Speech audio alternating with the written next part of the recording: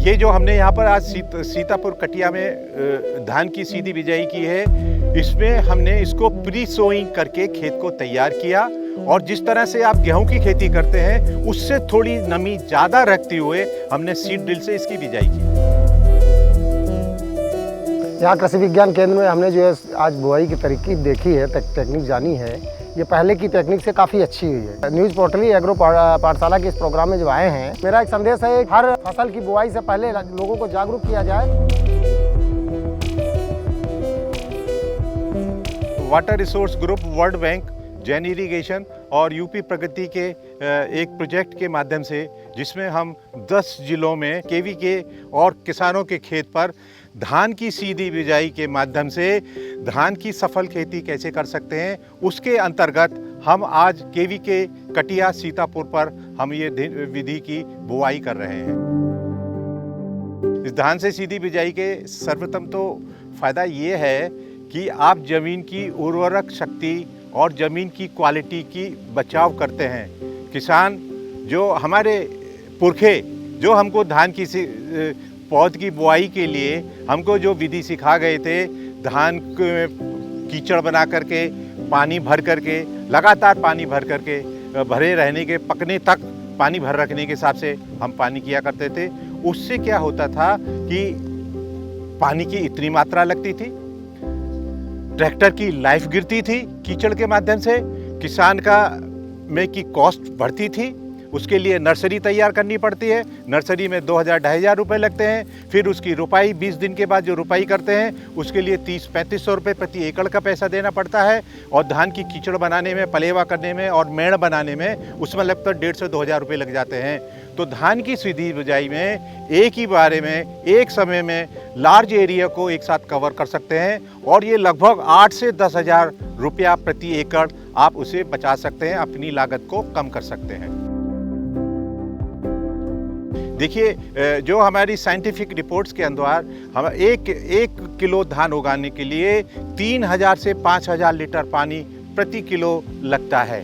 तो आप ये समझ लीजिए कि यदि 1 एकड़ में हमारी 25 से 30 कुंटल पैदावार होती है तो कितने करोड़ लीटर पानी हमने अपनी ज़मीन से निकाल करके हमने उसको वेस्ट किया। और धान की सीधी बिजाई में और उसके बाद उसको ड्रिप इरिगेशन के साथ सिंचाई कर हम कम से कम 60 से 70% पानी का बचत करते हैं और उस लगभग 10 से 15% की उपज हम ज़्यादा लेते हैं। उसका कारण क्या है कि जो हम ड्रिप के द्वारा सिंचाई करते हैं उसके साथ फर्टिगेशन करते हैं और उसमें सारे ही न्यूट्रिएंट्स, नाइट्रोजन, फास्फोरस, पोटास और माइक्रोन्यूट्रिएंट सब हम पौधे की आवश्यकता अनुसार, सिंचाई के अनुसार उसकी जड़ों में हम देते हैं और उससे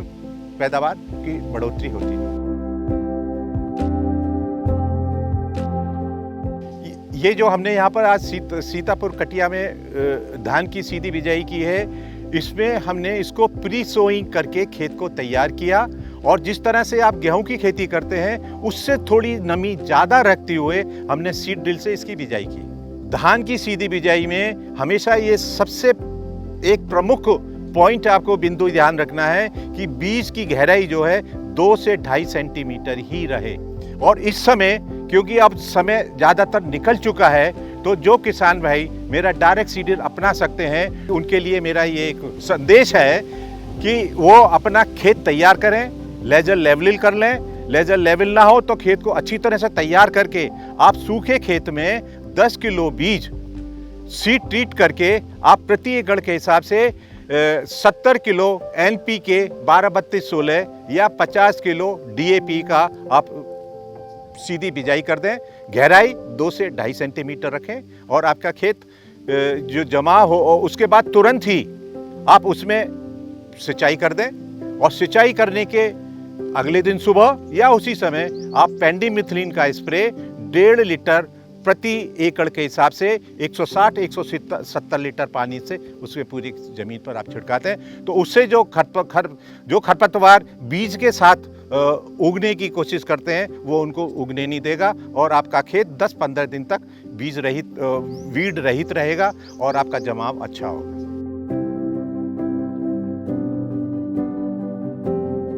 धान की सीधी बुआई पर एक डिमॉन्स्ट्रेशन कर रहे हैं हमारे किसान भी आए थे, उनको दिखा रहे हैं। सामने ट्रैक्टर और सीड ड्रिल मशीन चल रही है। जो किसान यहाँ पहुँचे हैं उनके लिए तो अच्छी बात, और जो हम लोगों तक नहीं पहुँच पाए हैं, आज यहाँ नहीं उपस्थित हो पाए हैं, वो आज का ये जो प्रदर्शन का कार्यक्रम है, ये न्यूज़ पोर्टली चैनल के माध्यम से घर बैठे अपने यूट्यूब चैनल के माध्यम से अपने मोबाइल पे देख सकते हैं। मुख्य रूप से दो जो समस्याएं आ रही हैं धान की खेती में, पहली समस्या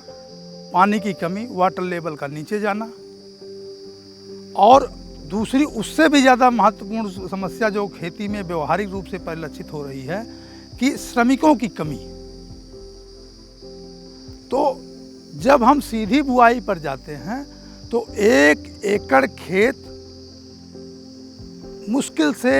40 मिनट से लेकर के 1 घंटे के अंदर बुआई उसकी हो जा रही है, और हमें इसमें नर्सरी नहीं तैयार करनी पड़ रही है, नर्सरी की रखवाली नहीं करनी पड़ रही है। उन चीज़ों से आप बच करके आप इसमें धान जो खेत है आपका, उसमें आप प्रॉपर नमी कर लेते हैं। जिस तरह से गेहूं की बुआई में, उसी तरह से यहाँ नमी थोड़ी सी ज़्यादा रहे गेहूं की अपेक्षा तो अच्छा होगा। आप जो है सीधे ही एक दिन में आप 5 एकड़, 6 एकड़, 7 एकड़ की बुआई मशीन के माध्यम से कर सकते हैं। वहीं जब आप श्रमिकों के ऊपर निर्भर करते हैं तो आपके पास 15-20 अगर श्रमिक हैं तब जा कर के कहीं आप 1 एकड़, 1.5 एकड़ की रोपाई कर पाते हैं। और यहाँ केवल आपका ट्रैक्टर होना चाहिए, आपके पास 1 लेबर है, 1 श्रमिक है, और उसी की सहायता से आप दिन भर में 6-7 एकड़ की बुआई कर सकते हैं। एक तो समय की बचत हो रही है, दूसरा आपको खेत की तैयारी करते समय जो ढेर सारा धन लगता था, कई बार उसकी पडलिंग करते थे, 2 बार 3 बार पानी भरते थे, तो उन सारी चीज़ों से आपको इस विधि के माध्यम से निजात मिल रही है। और हम पिछले 2 सालों से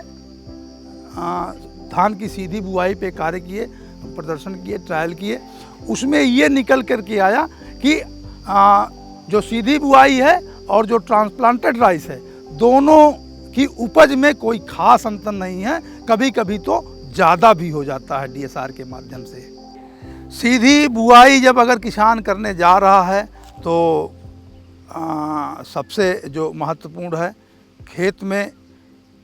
प्रॉपर नमी में बोए। अगर किसी भी कारण से प्रॉपर नमी नहीं है, वो ड्राई खेत में बुआई कर रहा है, तो बुआई के तुरंत बाद पानी लगाना है, बिल्कुल हल्का पानी लगाना है। बीज की जो डेप्थ है, गहराई,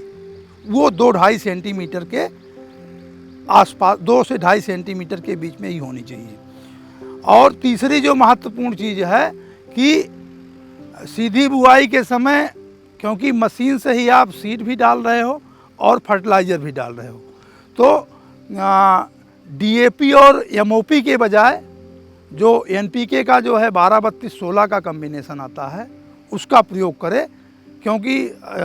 जब ड्रिल के माध्यम से MOP का प्रयोग नहीं हो पाता है, केवल DAP किसान डालता है, तो उसको या तो बाद में पोटास का स्प्रे करना होगा, तब पूर्ति हो पाएगी, या खेत तैयारी करते समय MOP मिलाना है। तो MOP को जो है सीधी बुआई में एवॉइड करना चाहिए, उसको जो है NPK 12-32-16 के माध्यम से देना चाहिए। पहली सिंचाई 7-8 दिन पे अवश्य कर देनी चाहिए, बुआई के 7-8 दिन के बाद अवश्य कर देनी चाहिए। और आप लोगों को DSR विधि से या सीधी धान की सीधी बुआई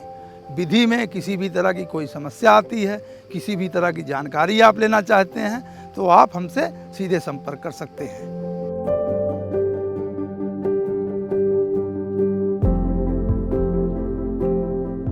यहाँ कृषि विज्ञान केंद्र में हमने जो है आज बुआई की तरकीब देखी है, टेक्निक जानी है, ये पहले की टेक्निक से काफ़ी अच्छी हुई है। न्यूज़ पोर्टली एग्रो पाठशाला के इस प्रोग्राम में जो आए हैं, मेरा एक संदेश है, हर फसल की बुआई से पहले लोगों को जागरूक किया जाए और उन्हें सिखाया जाए, बताया जाए, जिससे आने वाले समय में प्रति किसान इसी तरीके से अपनी टेक्निक से अपनी खेती करे। जी, जो ये सीधी बिजाई मैंने देखी है, ये हमको अच्छी भी लगी और इसको आने वाले समय में मैं स्वयं अपनाऊँगा इसे, क्योंकि इससे हमारी पानी की भी बचत होगी